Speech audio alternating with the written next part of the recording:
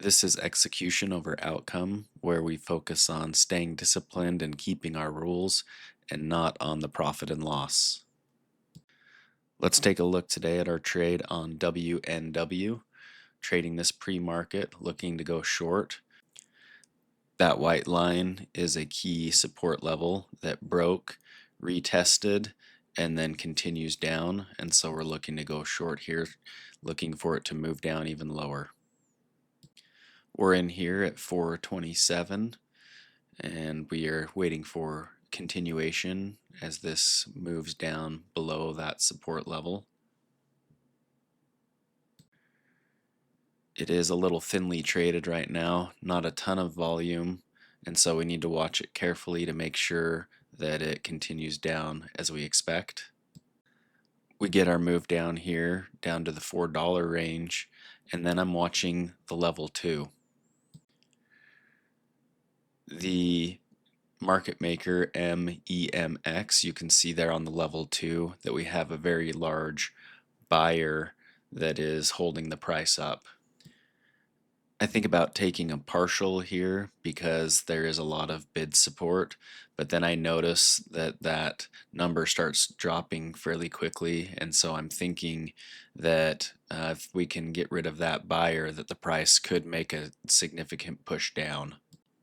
So I'm keeping a really close watch there on MEMX on the bid, and the number's moving down like I want it to. I'm getting ready to take a partial on a flush down below 4.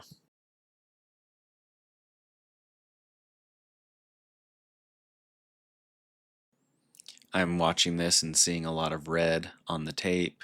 Sellers seem to be dumping shares onto the bid, which is exactly what we want.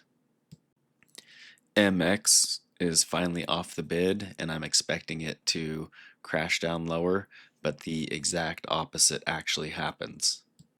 Let's freeze it right here. As you can see, all of the sudden, the spread widens significantly. We've got a 15-cent spread. Rather than dumping lower, there seems to be a sudden push higher. This is exactly what we did not want, and as soon as the trade starts to go against me, I'm immediately looking to cover my position. Part of me wants to hold to see if this is just a fake out, but I had already moved my stop to break even. And so as much as I would like to hold and see what happens, I have to keep my rules and cover my position there. So I close out my trade, and what was a decent winner turns into a break even, which is one of the frustrating things about trading. So let's fast forward and see what ended up happening with this stock. As you can see, right after I closed my position, the stock went ahead and made the move that I was looking for, pushed all the way down to the 360 area. And so I should have just held my position, right? Wrong. If I would have held my position, I would have broken my rules of getting out at break even. Even though in hindsight this one would have worked, I still did the right thing by closing out my position because I kept my rules.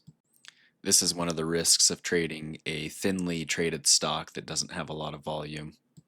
They're more prone to random shakeouts and weird moves.